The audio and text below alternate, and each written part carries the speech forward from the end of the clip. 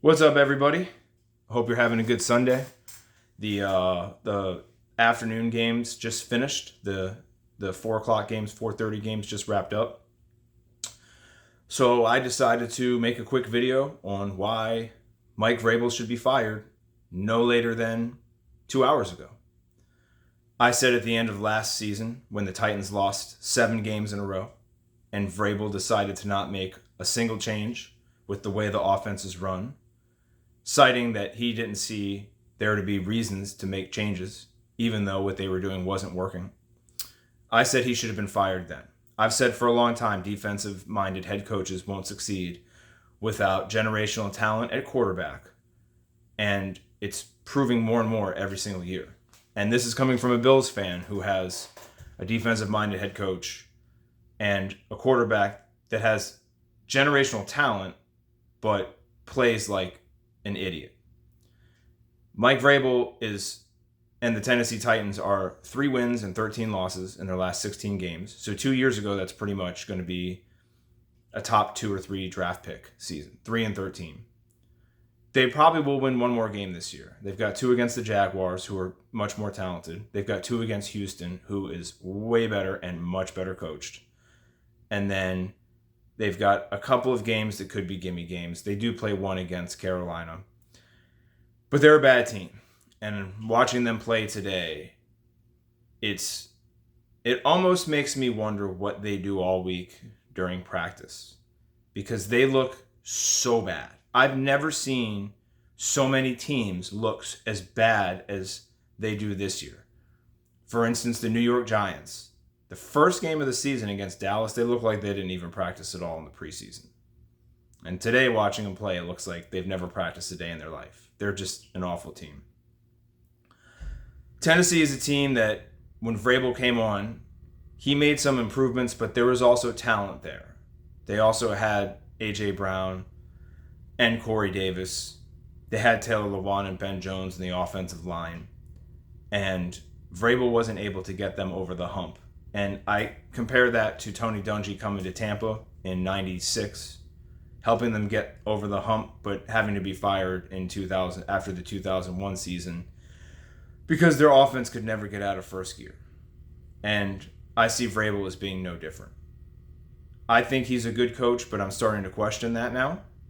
But regardless if he is good or not, he's not in the right position. He doesn't have the team around him with the way that he coaches to be a team that's going to get to that next level. And it's really hard to watch. They look really bad. They look really inept on offense.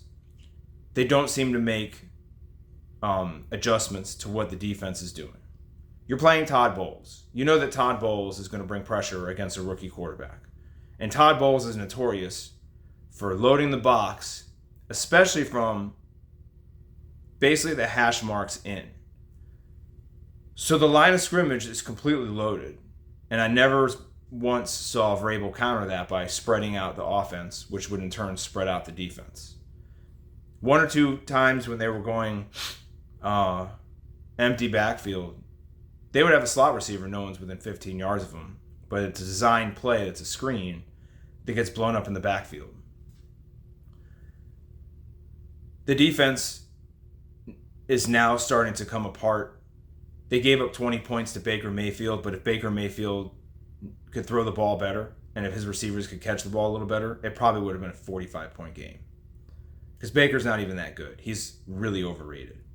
And there was so many plays where the Titans rush 4, and somehow there's a guy with no defender 15 yards, within 15 yards of him. Wide open catches. Wide open touchdowns. A 49-yard pass that was basically Mayfield getting rid of the ball so he doesn't take a sack. And nobody touches the dude until the 1 yard line to help push him in the end zone. They're a bad team. Vrabel needs to go. I think the offensive coordinator needs to go. And to be honest, if I was the owner, I would have gone down at halftime and I would have fired everybody. I would have been like, this is not money well spent. This is a bad football team that we have right now. And what we're doing is not working, and you guys refuse to make changes. Will Levis was a good draft pick. I said that to my son. He didn't like that they traded up for him in the second round. And I wouldn't start Will Levis for the rest of the season. This offensive line looks like a bunch of guys that have never played offensive line before. And I've always said I'd never start a rookie quarterback. I think more times than not it's detrimental. Sometimes you get guys that go in and they fit really well, but a lot of guys I think need some sideline time. They need to see the speed of the game from the sidelines and then experience it in the games, especially the later part of the season. So I'm not opposed to putting quarterbacks in, but I think Will Levis has some potential. And if the Titans leave him in for the next 8 games, he's going to get injured because their offensive line can't block the sun from their eyes, let alone another person. The tackles get down in a 3-point stance during running plays, and they stay upright during passing plays, letting you know what's going to happen. But it's more than that. It's all. How do you have 2 false starts in a row? Penalties that kill drives. Horrible play calls where the defense loads the box with more people, more defenders than blockers, and then they're still going to try to hand the ball off the middle. Stupid plays like that. And what you see every time there's a dumb play by Tennessee is they pan over to Mike Vrabel with that stupid look on his face. That stupid look of disappointment that I'm not going to do anything about. And I understand that this is not the movies. You're not going to walk into a locker room full of grown men and yell at them like they're children. But at some point there has to be accountability for all the bad stuff that's happening to Tennessee. And as much as I think Vrabel's a good coach, he's in the wrong spot, and you have to make an example out of somebody. They shipped Kevin Byard out, and I'm happy for Kevin Byard because he's probably going to win a championship this year. But for Tennessee fans, like, I don't understand how you guys can even show up at the game next week. You know, last year, if I was a Titans fan, and I'm not, my son is, if I was a diehard Tennessee fan, after the 4th game of that 7-game losing streak to end the season, I would have called on all the other fans. We're not going to buy tickets or go to these games anymore. We're going to ask for refunds on our tickets, and we're going to leave the stadium empty until you fire the offensive coordinator. And I'm not saying they should do that about Vrabel, because, like I said, I do think Vrabel can coach. But I think that the Tennessee fans need to get used to the idea of Vrabel isn't the guy that they thought he was, and the team isn't what they thought they were going to be. I'm sitting there listening to guys on some Titans shows. I think one of them's called A to Z Sports, and this guy's like, man, I thought we were going to get 30 points in this game. Where did you think 30 points was going to come from? And somehow you're getting paid to give your opinion. Because either you're a fucking idiot or you're just paid by Tennessee to provide optimism and look at the silver linings of everything. And that's one reason that I do this, is because I'm sick and tired of the corporate bullshit pushed by the mainstream sports media and just anything mainstream at all. Why are the Cowboys-Giants the fucking Fox game of the week? Like, the Giants are maybe a piece of paper above a good college football team with a bad coach, with an idiot defensive coordinator, and once again, an offensive line that sucks, and they're in a primetime spot. Why are we watching the Jets-Raiders tonight? Why are you trying to sell me that these are good things? Why are people in the Titans media circle, meaning people that cover the Titans, why are they not being blatantly honest about how bad of a team this is? And I ask the same thing about the Bills. That guy, Joe Marino, that guy fucking sucks, okay? Joe Marino, you're fucking garbage.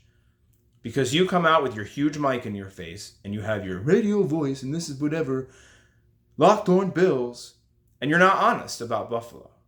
You sugarcoat what needs to be said out loud.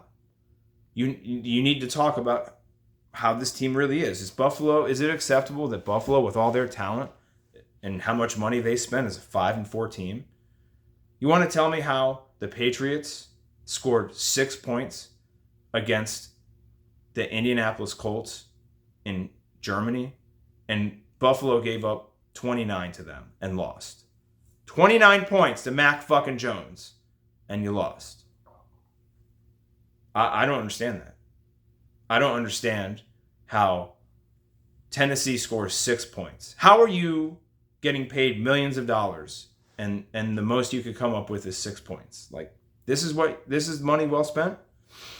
No, I don't think so. I think a lot of changes are needed in Tennessee. I think a lot of Titans fans aren't going to be happy with the idea of getting rid of Vrabel because you never know who's going to come next. But sometimes shit has to change, and this is just one of those instances. So maybe Vrabel is going to be the new D coordinator in Buffalo. Hopefully after they fire Sean McDermott and get somebody who actually knows how offense works and to go in there. Somebody that's going to hold Josh Allen accountable and tell him that if you throw the ball to the other team again, I'm going to take that ball when they give it back to us and shove it up your ass. Hopefully they make those changes, and hopefully Tennessee gets the changes made that they need too. But I don't see a reason to keep Vrabel around. I don't see a reason to keep Sean McDermott around either. I'm guessing tomorrow there will be a coach fired in the NFL. There are too many teams that look really bad. Like, there's a difference between losing and looking really bad. The Giants look like they've never practiced a game. They've never been to practice. And somehow they almost beat Buffalo. Oh, wait, that's right. Because Buffalo sucks. And unfortunately, Titans fans, I hate to tell you, the Titans suck too. So hopefully there's going to be a lot of changes coming. I'm guessing that either Brian Daboll is getting canned tomorrow, Bill Belichick might get canned tomorrow, or it could even be somebody from the Titans that's getting canned. So that's all I got for today. I'm sure I'll have a lot to say, especially if Denver walks through Buffalo, which I have a feeling they will, because Buffalo, once again, is just a talented and poorly coached team. But we'll see after tomorrow night, motherfuckers. Until then, stay frosty.